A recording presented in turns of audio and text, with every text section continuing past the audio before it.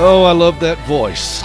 That is my wife, Gracie, and I love her singing that song. I wrote that song many, many years ago, and I love hearing her sing it. Thank you for your indulgence on that. This is Peter Rosenberger. This is Hope for the Caregiver. HopeForTheCaregiver.com. Healthy caregivers make better caregivers. I am joined today by a very special guest. I've been actually wanting to have him on for quite some time, and he has been gracious to work with our crazy schedule this fall. And this is Edward Grinnan. He is the editor-in-chief of Guideposts magazine. I've had the opportunity to write for Guideposts in various forums, most recently in their Strength and Grace magazine that they have. And he's got a new book out called A Journey of Faith, a mother's Alzheimer's, a son's love, and his search for answers. And it is a deeply moving book, and I'm excited to have him talk about this. So, Edward, welcome to the program. Glad to have you here. Thank you, Peter. I'm very happy to be here. And you mentioned crazy schedules, and something, I don't know anyone who doesn't have crazy schedules, particularly in the fall. But so it's a pleasure that we're able to work these things out, and we can finally get to talk. I've been anxious to speak with you, especially about the subject of caregiving, which is it is so prevalent in our country. I mean, we are, in a way, a nation of caregivers. In one form or another, we're giving care, and if we're not giving it, we're receiving care, and sometimes it's both. So caregiving is a burden of love, and even though the circumstances that may call for caregiving are difficult, it so often brings us together. It makes us aware of the power of empathy and giving of ourselves. And it's not easy. As you know, caregiving can be tremendously stressful and difficult. That's why I look the way I look, Edward. Because I think you look pretty good. Don't let this happen to somebody you love. For many years, of course, Guidepost is a staple in our country and around the world. And for many years, we received it. Gracie's grandmother was a huge subscriber for many years, and I read it. And then I started noticing a change over the years, most recent years with you guys, and I started noticing more conversations about the caregiver world. And I was intrigued by that. And I actually, like I said, I wrote a few things with you guys, but I didn't know your story. And now I know why as the editor-in-chief. And how long have you been there? Well, I showed up in 1986, if you can believe that. I was jobless, penniless, almost homeless, and struggling to find recovery from drugs and alcohol. I don't know why Guidepost hired me. I wouldn't have hired me with my background, and I didn't know what Guidepost was. When I got the call, I thought it was a travel magazine. So I thought, oh, maybe I'll get some trips out of this job. So I went in for the interview, and I liked the people, and I read the magazine, and it was really intriguing. And I said, I'll stay for a year. And that was in 1986. And I have been there ever since. I became editor-in-chief in 1999 and have been so ever since. If you change the title from a travel magazine to change that word travel to journey, it has been my spiritual journey to be involved in this magazine and in this audience that supports the magazine, who tells the people who tell their stories of faith and action in everyday living, lifted me up, and it's really, it put me on the road of recovery and to spiritual growth. And it's a journey that I wake up every morning and thank God for. I think it's marvelous what you've done. And like I said, I've been tracking the changes, and now I recognize that's been your handprint on this, and ultimately God's handprint on moving so many of the stories into the caregiving world to recognize that we got over 65 million caregivers in this country. Also, you started at Guidepost the same year I became a caregiver in 1986. I was also struck by quite a few things in your journey. I mean, this was a part of your life before your mother's Alzheimer's. You had a brother with Down syndrome. and so these are not new things to you. No, and with my brother Bobby, who had Down syndrome and who was just a few years older than me, I was the youngest, and that so much revolves around that child, and necessarily importantly. So I remember, I'll tell you this one little story about my parents, who were just the most devout Catholics, and they were church going, believing Catholics, and they really trusted the church. And after Bobby was born, and they knew that he had Down syndrome right away, and they told my parents, and my parents brought Bobby home. And some priests came to the house, and they sat my parents down, and they said, you know, we have orders of nuns whose ministry is to care for these children, and if you like, we will take Bobby, and we will raise him and care for him and give him all the love he needs. And it was the closest I ever saw my mother slap a priest. Because she said, you know, she, she said, nobody is going to take care of this child but us, and we will do it better than anybody else could ever possibly do it, with God's help and God's love. And that's what they did. Well, from what I could tell about your mother's personality that you so beautifully recounted in this book, I can imagine she darn near came off her seat and, and lunged at the priest. She was not a timid woman. No, but it's the only time I ever saw her like argue with a clergy member, because that was not in her character. She was a strong-willed woman. She was very bright. She was raised by a school teacher. Her mother was a school teacher, and learned how to read before she even went to school. She was way ahead of her class and skipped grades. Eventually, she was in the 1950s, as a young married woman. She was a quiz show champion on television. She was really sharp and really fast. So when that time came years later, when she began to develop symptoms of what would be diagnosed as dementia, and eventually she did die of Alzheimer's, it was, we were in denial, and it wasn't that we just were in denial that this strong, bright, vibrant woman was suddenly slipping in a way that not only we didn't understand, but we couldn't stop. And that took us a while to get past that denial, because we kept trying to say, oh, it's just the normal vagaries of an aging brain. So she forgets to turn the stove off, or she forgets that, what she wanted to pick up at the store and has to go back 3 times. We tried to rationalize all that, but it got to the point when the needs for her caregiving needs became too obvious to us, that we had to do something, and we had to start doing things for her that she always had done for herself. And she didn't like it either. In the book, you recounted the story at church where she couldn't do some of the library functions, the deposits, and things such as that. And that must have been incredibly heartbreaking for her. It was. When I heard, I was living in New York, and we can get to this later, but I had to do a lot of caregiving from a distance, and felt very, very guilty about that, because I was in New York working. And my brother and sister-in-law and sister were really the ones on scene to take care of mom, and really saw her daily. Yeah, you're right. That first hint was, one of the things my mother always did to help out at church every day was to count the collection basket after morning mass. And then she would fill out a deposit slip and take it to the bank. She'd done it for years, and it made her feel very much a part of worship, and a way to help the pastor. And Sister Carolyn, who was my mother's confidant at the time, called us one day and said, look, your mother is not counting the collection basket correctly, and goes to the bank and everything's wrong. So we don't want her to feel as if we don't trust her and depend on her. But from now on, I'm going to count the basket with her, and then I'll fill out the deposit slip, and I'll go to the bank with her so that everything runs smoothly. And she said, but we don't want her to think that we're not counting on her, because she so needs to feel needed, and to feel like she's contributing, that we don't ever want to take this away from her, but we're going to have to supervise it just in case you hear anything.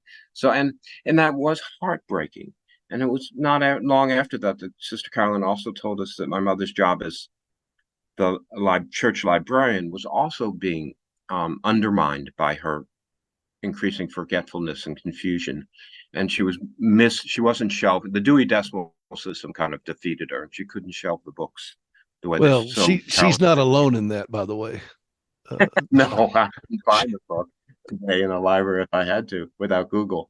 But she had to that had to be taken over, but in such a way that we weren't making her feel that she was inadequate.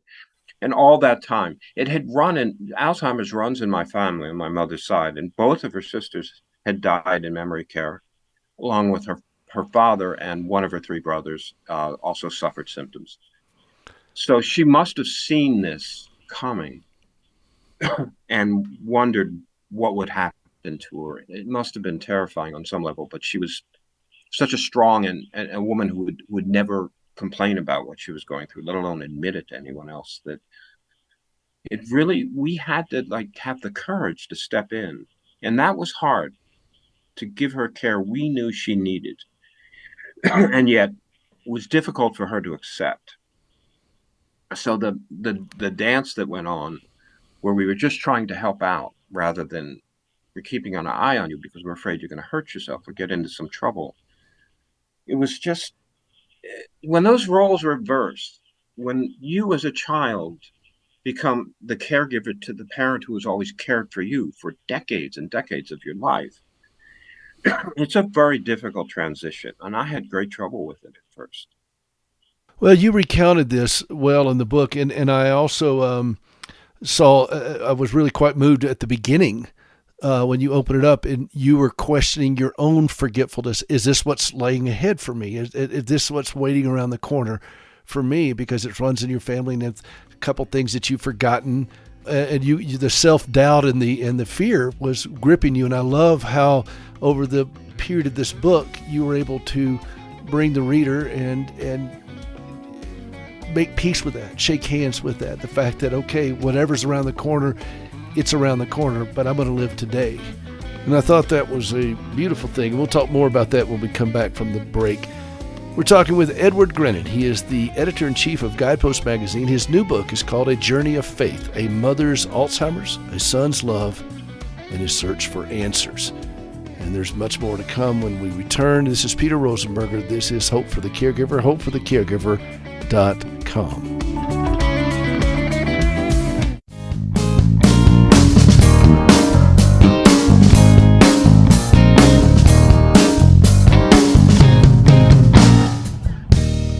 Welcome back to Hope for the Caregiver. This is Peter Rosenberger. This is the program for you as a family caregiver. hopeforthecaregiver.com. I am continuing my conversation with Edward Grinnan, the author of the new book, A Journey of Faith, as he recounts caring for his mother through Alzheimer's. But it wasn't just Alzheimer's. This has been a part of his life for his entire life, the journey of a caregiver, plus his own wrestling with demons of addiction and alcoholism, and what led him to be the editor-in-chief now of one of the most beloved magazines in the world.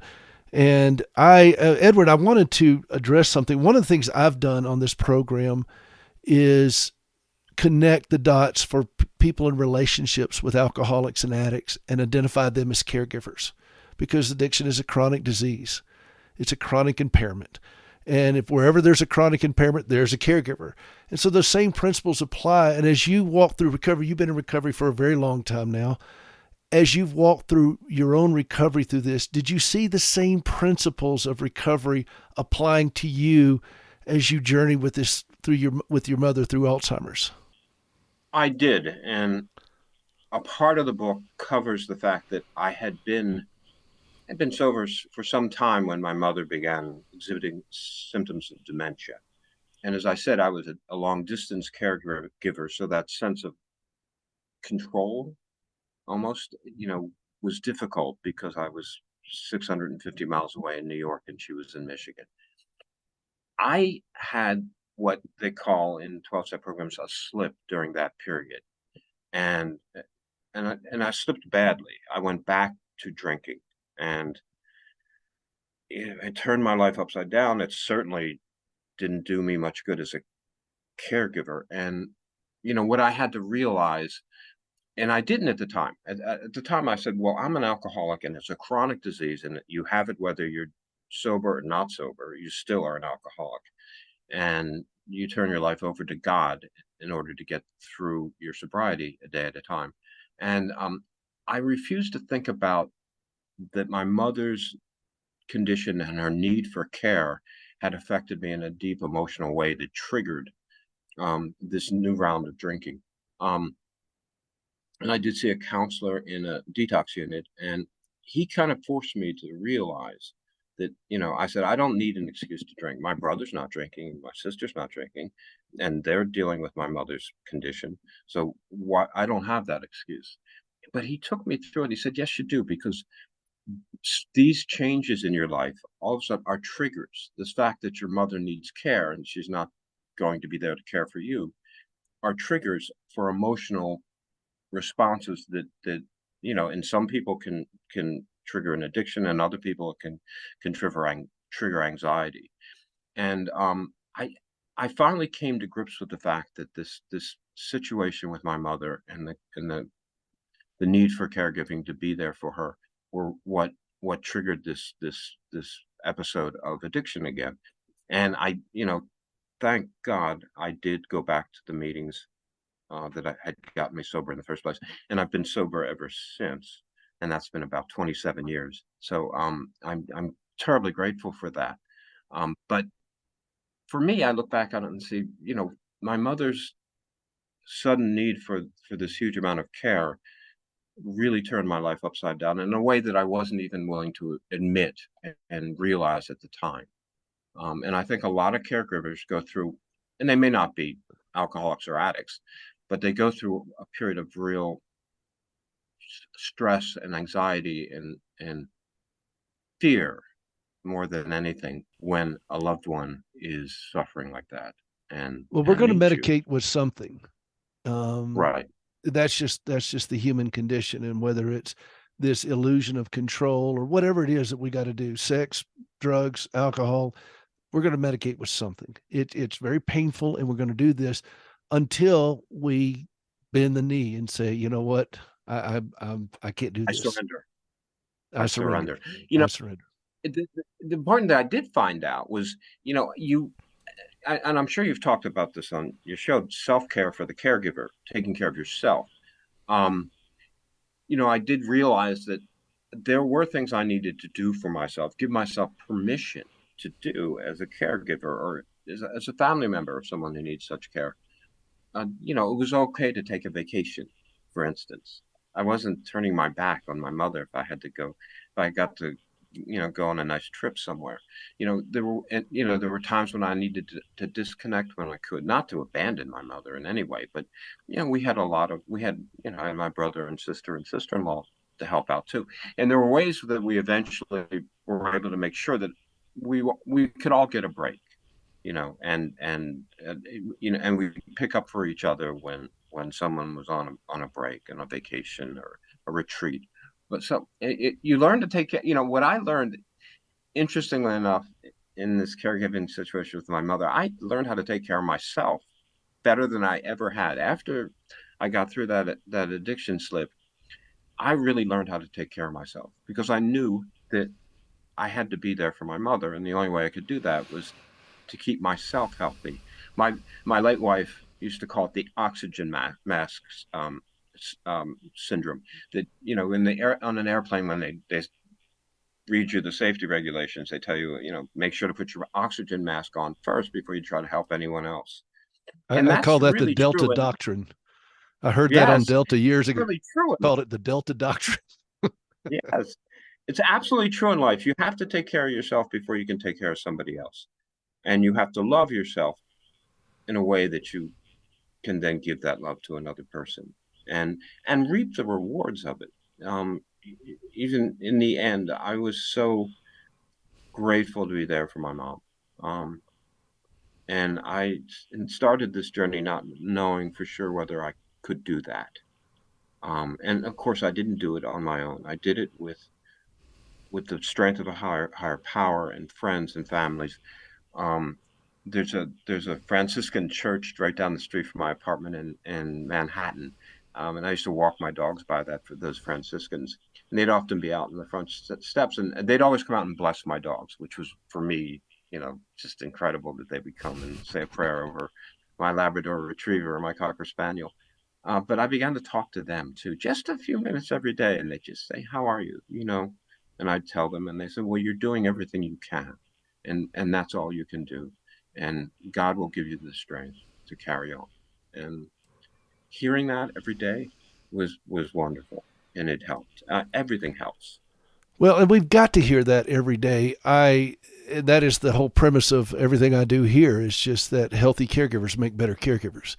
And Yes. I I want to switch gears into the book for a moment. One of the stories in the book that you connected me to, it was about Patty and her father. And I mean, I teared up with this. And because I have a lot of callers to this program that I've dealt with and people that I've talked to who are in this situation where they had an abusive father growing up and then the father declines significantly and then they're put in that role of caregiver and yet they have serious unresolved issues. And yet here they are. And so talk a little bit about Patty in that story. It was a beautiful story. It is a beautiful story, and I've told it a lot. Um, Patty was I wasn't in a situation like Patty's, but I understood that so many people are. I have friends are, and Patty was a woman who grew up with a very stern and angry father, whose capacity to express love and to give love was severely limited. He was a Marine officer. She said she knew how to sing the Marine hymn before she knew how to sing Happy Birthday. And you better sing it out loud and you better do it the way he wanted you to do it, Yeah. or else you'd hear from it. So she was raised by a drill sergeant, and she ran away from that house as soon as she turned 18, and as soon as she left her mother, divorced this angry, stern man. And it could have stayed like that for decades, and it did. And Patty went out and she married a man the opposite of her father, who was kind and loving and supportive, and she had children.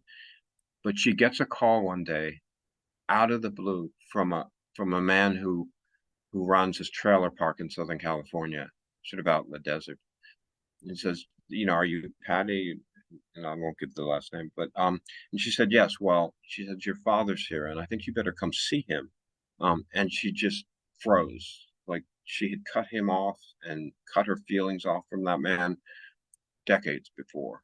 And she finally goes out to the trailer park. Her father is well into dementia at that point, and he can't take care of himself. He's living in a rat trap of a trailer with just chaos. But the trailer manager had found Patty's name somewhere in his things, going through trying to figure out who to call. And Patty eventually has to bring him home. He is diagnosed at the VA hospital as having Alzheimer's, and they send him home. And she asks God. She says, "How can I love someone who didn't love me?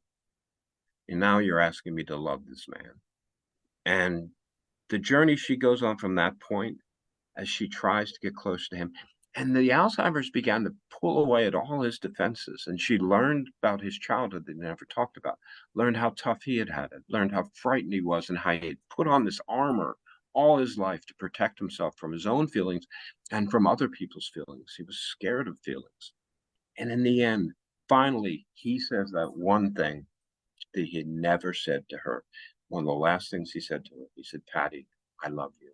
You're my daughter, and I love you." And the Mm. walls that were broken down by that moment were just staggering. And in my life, the last words that my mother spoke to me, the last word was love. And she hadn't spoken at all for a long time. And I was telling her what I was at her bedside, and I knew it was the very end, and there was not much more we could do for her. And the real caregiving had been taken over by the people at the memory care unit where she was. And I was sort of confessing to her, which I felt bad about, but I was saying how I was sorry for all the years that I was not necessarily a good son, and that I knew she had loved me for all those years, no matter what. And that last word she said to me was just the word love. and my Wow. mother died shortly after that. So, and what I discover in my journey in the book is that there are two things that even a disease like Alzheimer's, and I would say other diseases as well, two things that can't destroy, and they're really two. They're one of the same thing, and that's love and that's faith. They exist outside of us in a way that a disease like Alzheimer's cannot destroy. And what was left with my mother was her faith and her love. Mm. Beautiful story, Edward. We're talking with Edward Grinnan. His new book is called A Journey of Faith, A Mother's Alzheimer's, A Son's Love, and His Search for Answers. This is Peter Rosenberger. This is Hope for the Caregiver. Don't go away. We've got more to go. We'll be right back. You don't have to worry, and don't you be afraid. Joy comes in the morning. Troubles, they don't last always. For there's a friend named Jesus who will wipe your tears. Welcome back to Hope for the Caregiver. This is Peter Rosenberger. That is Gracie again. We're glad to have you with us. We're continuing our conversation with Edward Grinnan.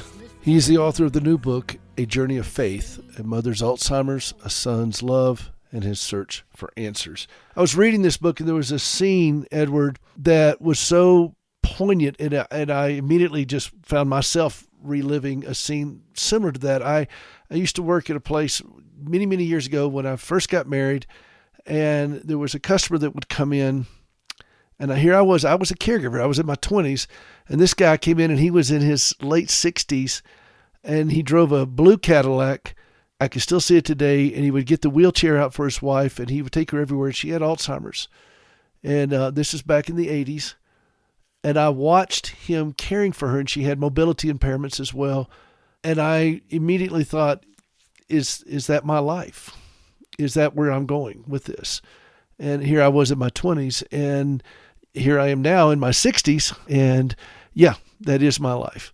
And it's not a bad life, it's just a challenging life. And when I read your book, I was looking at the scene at Howard Johnson's when you were working there as a young man, and you saw that couple.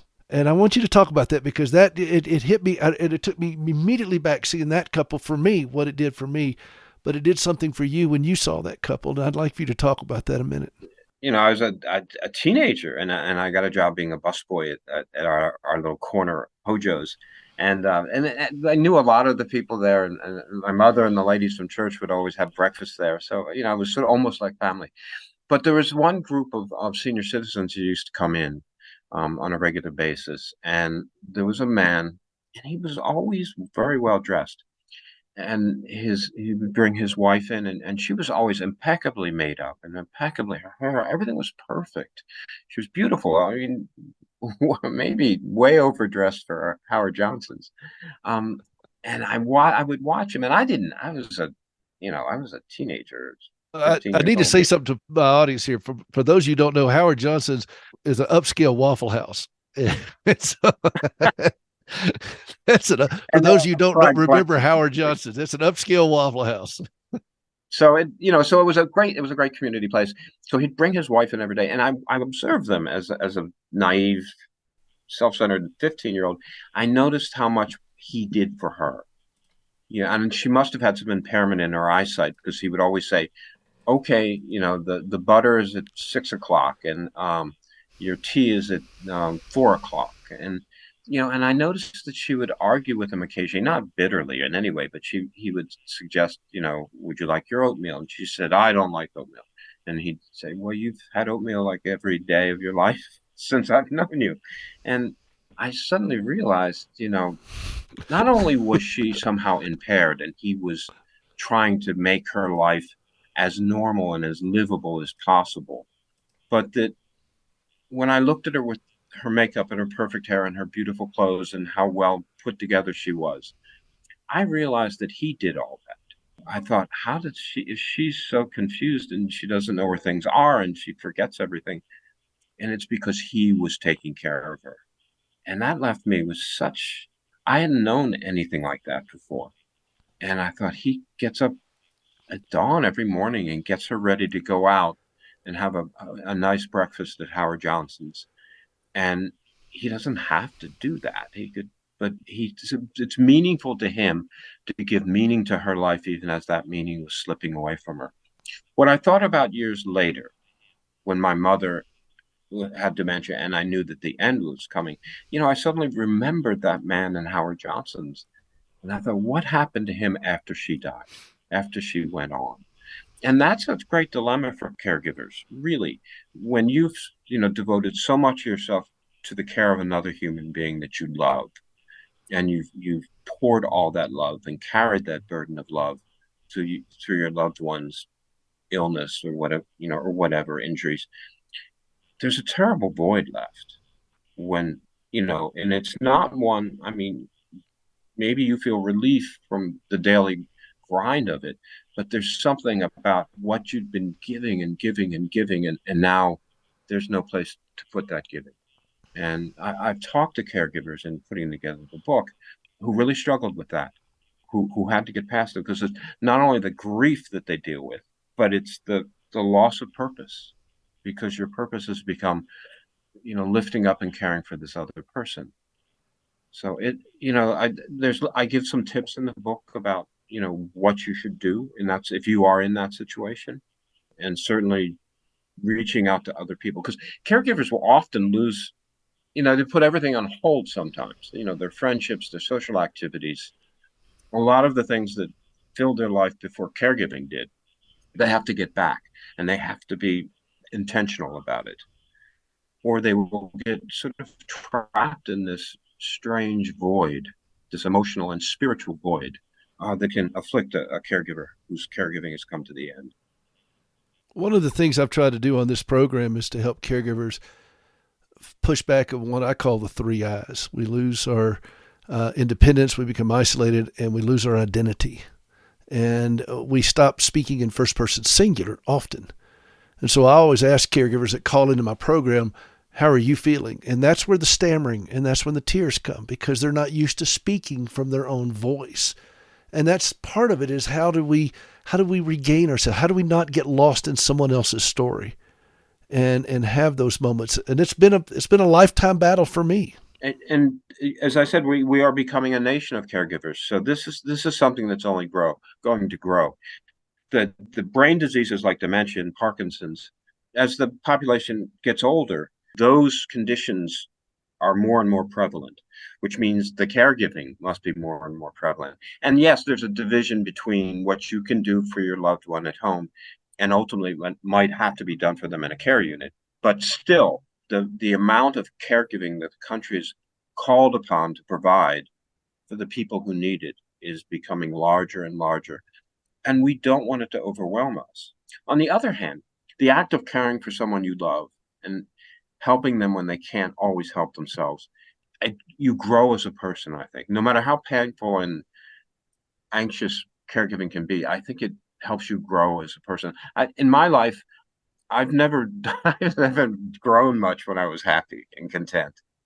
I found spiritual growth and emotional growth in the difficult times, in the challenging times when I was challenging myself or God was challenging me to be more of a person than I thought I could be.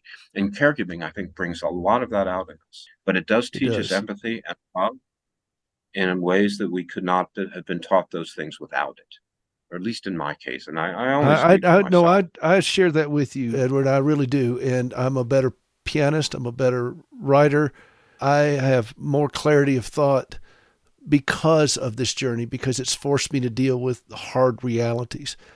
I wrote a piece that's in one of your publications, Strength and Grace. I don't know when it'll be out.